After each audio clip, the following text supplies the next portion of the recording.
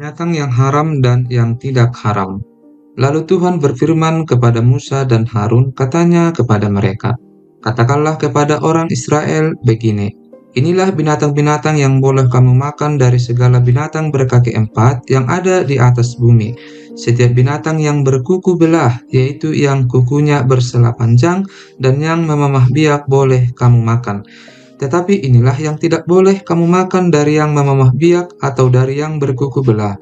Unta, karena memang memamah biak tetapi tidak berkuku belah, haram itu bagimu.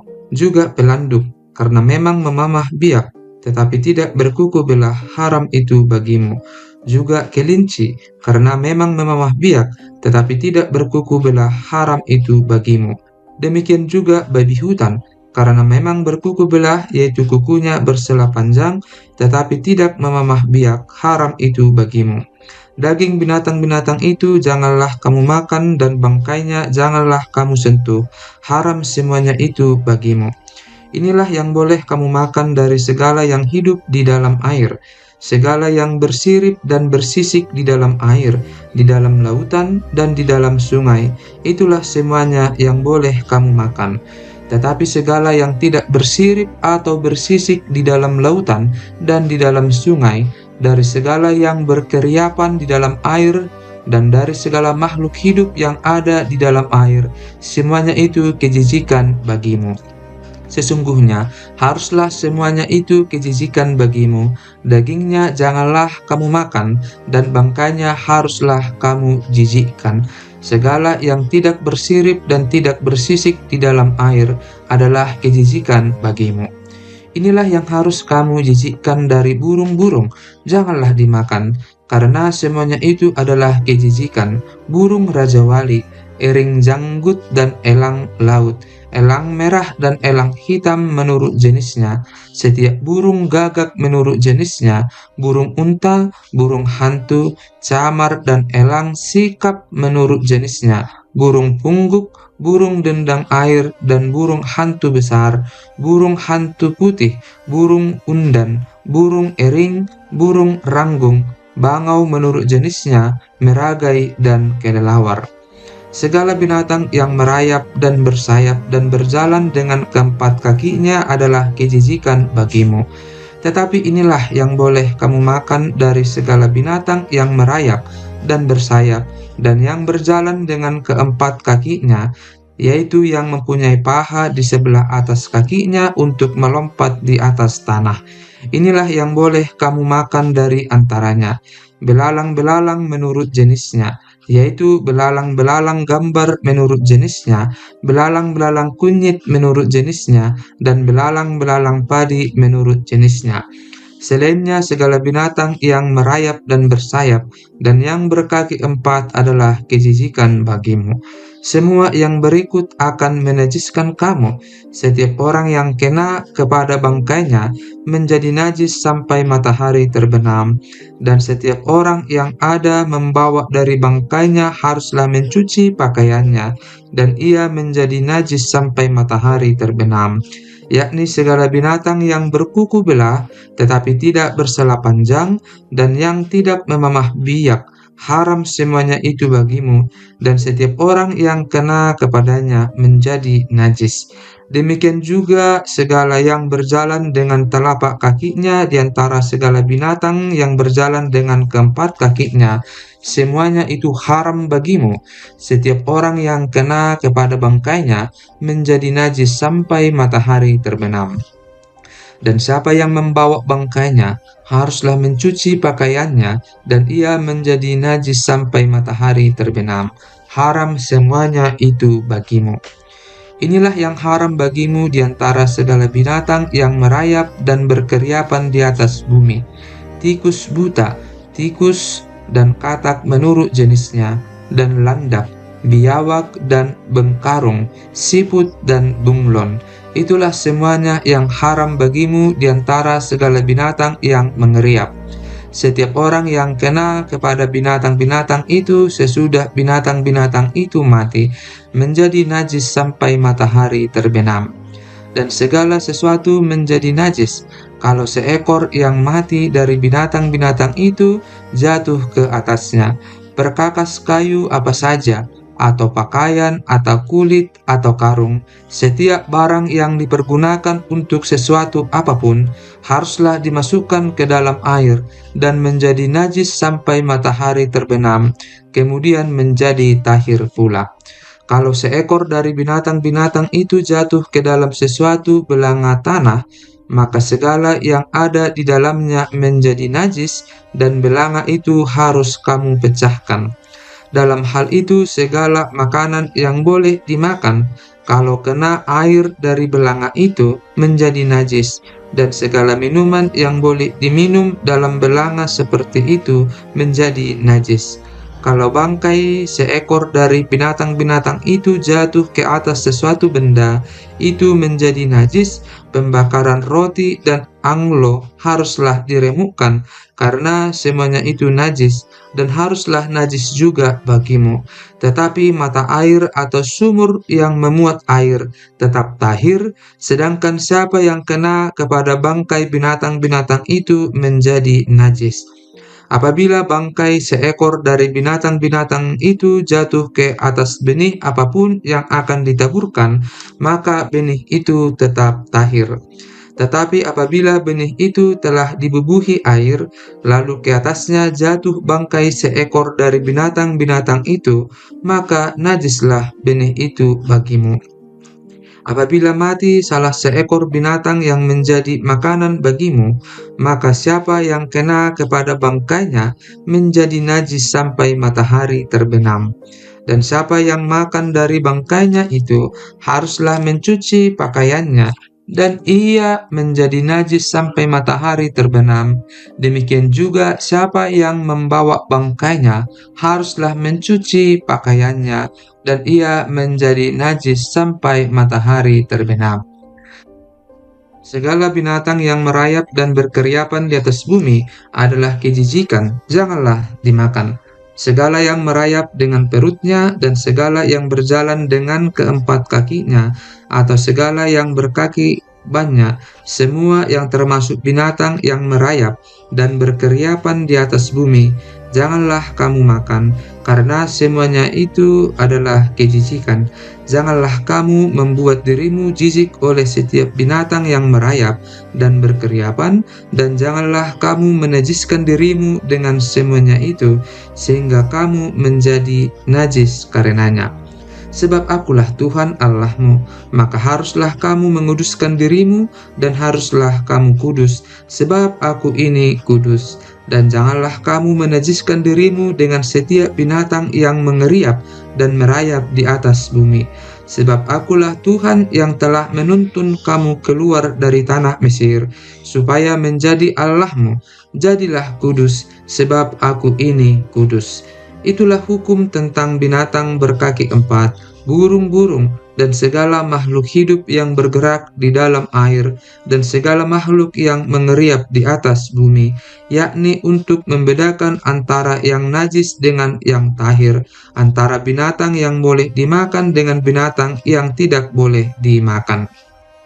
Ketahiran sesudah melahirkan anak.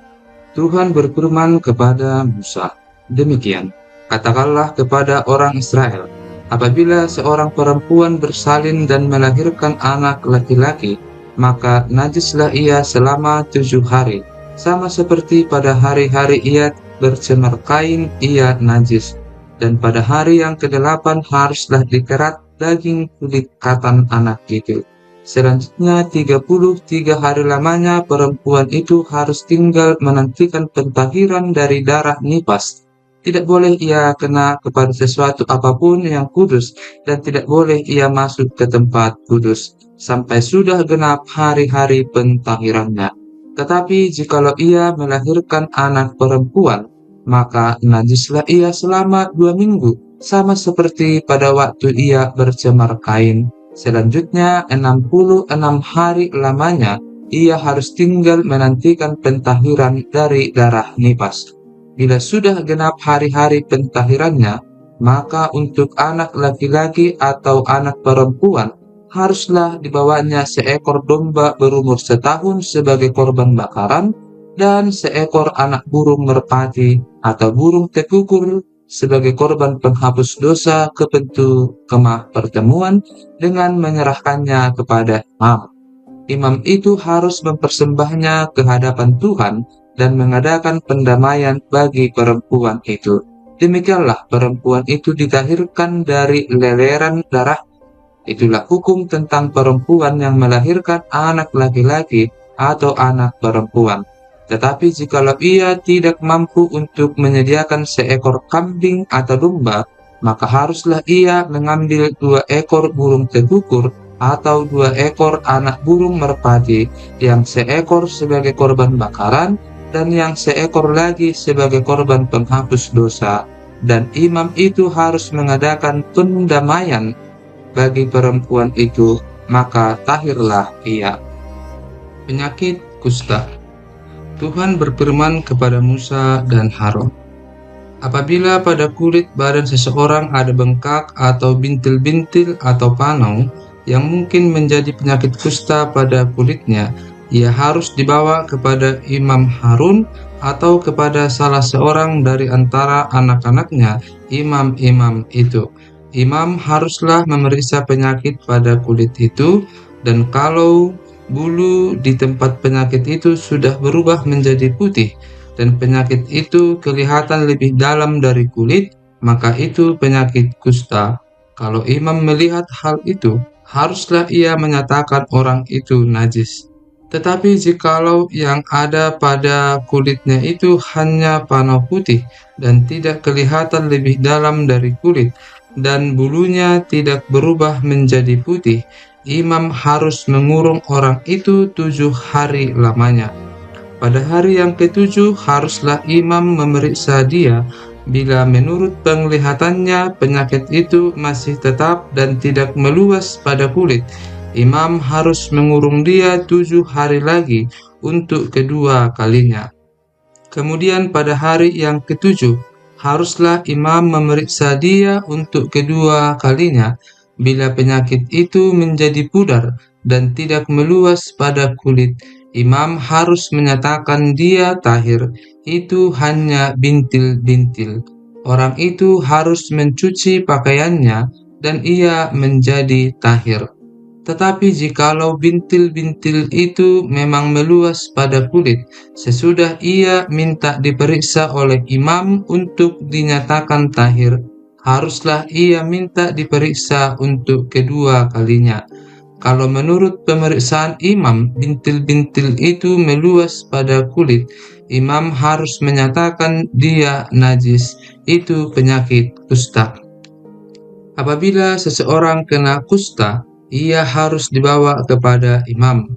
Kalau menurut pemeriksaan imam pada kulitnya ada bengkak yang putih, yang mengubah bulunya menjadi putih, dan ada daging liar timbul pada bengkak itu, maka kusta idapallah yang ada pada kulitnya. Imam harus menyatakan dia najis dengan tidak usah mengurung dia, karena orang itu memang sudah najis.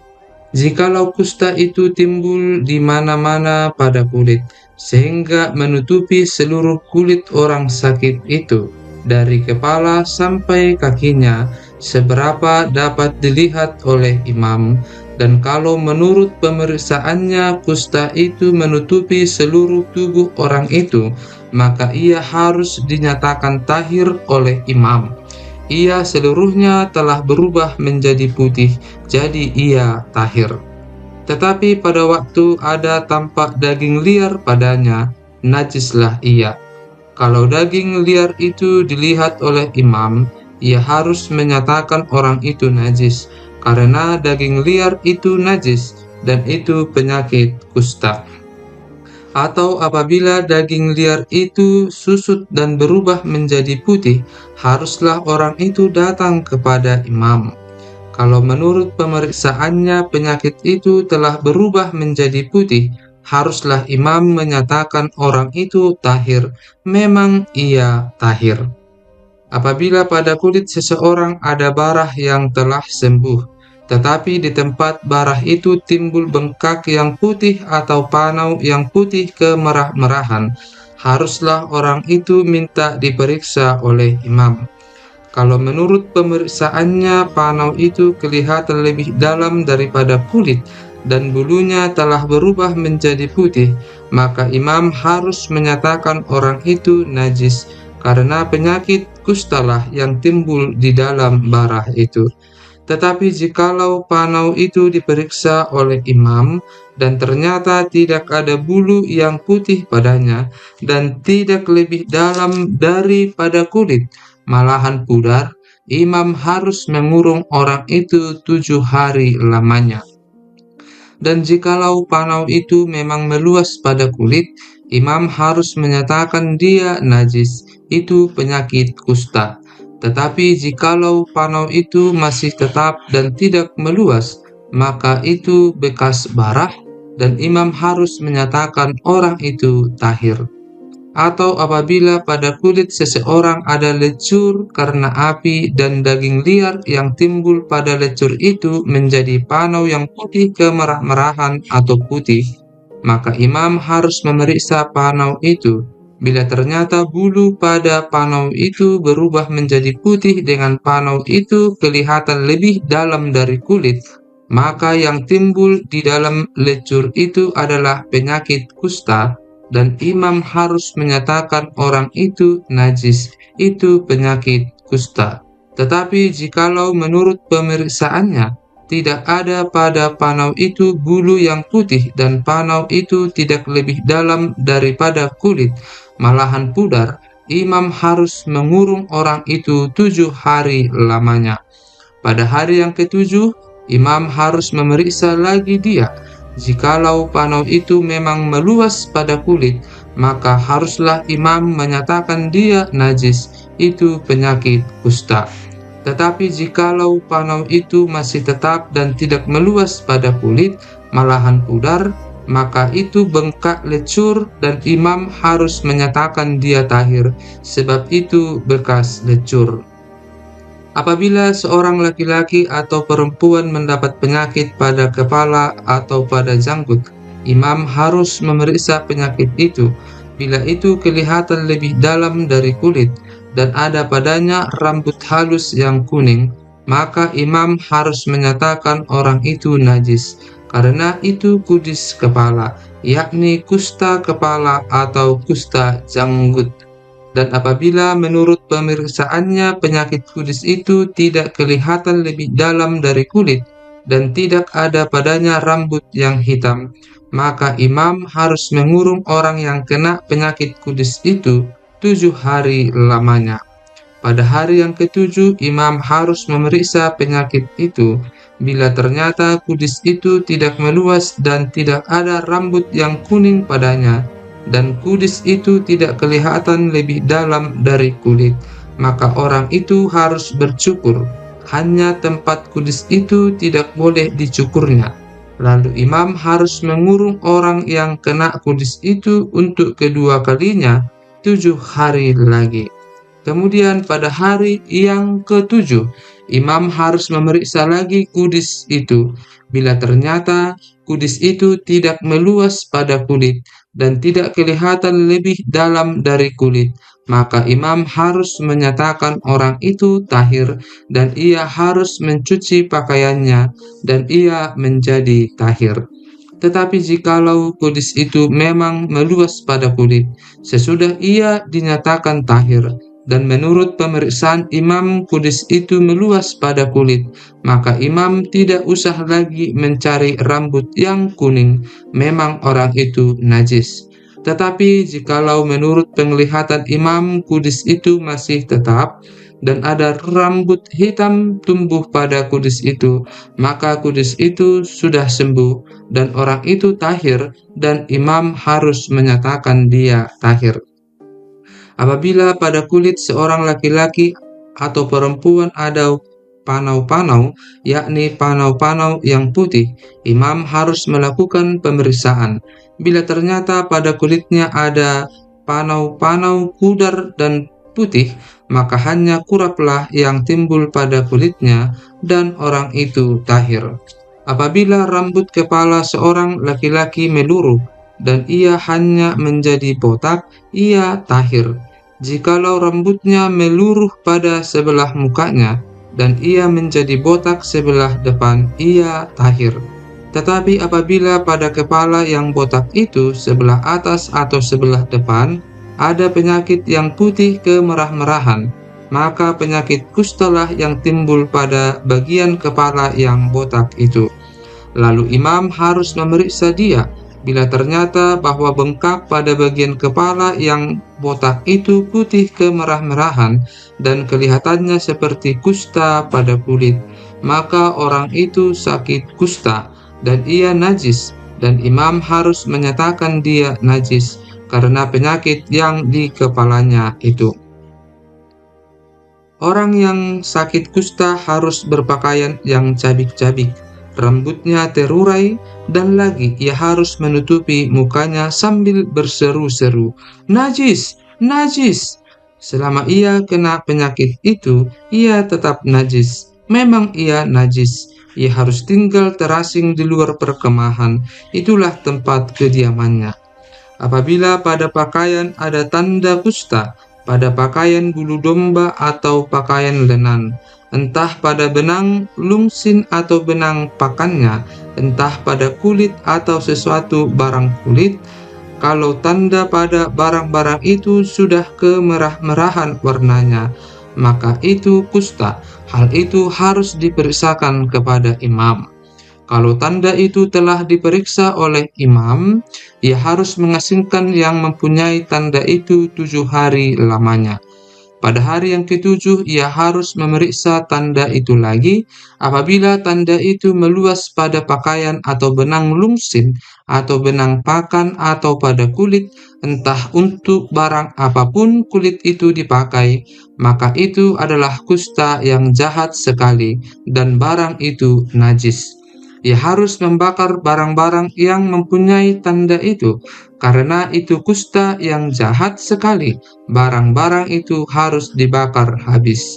Tetapi jikalau menurut pemeriksaan imam tanda itu tidak meluas pada barang-barang itu, maka imam harus memerintahkan orang mencuci barang yang mempunyai tanda itu. Lalu ia harus mengasingkannya 7 hari lagi untuk kedua kalinya. Kemudian sesudah barang itu dicuci, imam harus memeriksa tanda itu lagi.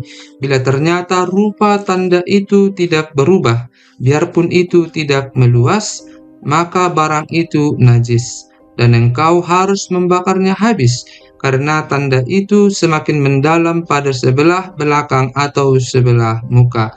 Dan jikalau menurut pemeriksaan imam tanda itu menjadi pudar sesudah dicuci, maka ia harus mengoyakkannya dari barang-barang itu. Tetapi jikalau tanda itu tampak pula pada barang-barang itu, maka itu kusta yang sedang timbul. Barang yang mempunyai tanda itu haruslah kau bakar habis. Tetapi barang-barang yang telah kau cuci, sehingga tanda itu lenyap daripadanya, haruslah dicuci untuk kedua kalinya, barulah menjadi tahir. Itulah hukum tentang kusta yang ada pada pakaian bulu domba, atau lenan, atau pada benang lungsin, atau pada benang pakan, atau pada setiap barang kulit, untuk menyatakan tahir atau najisnya.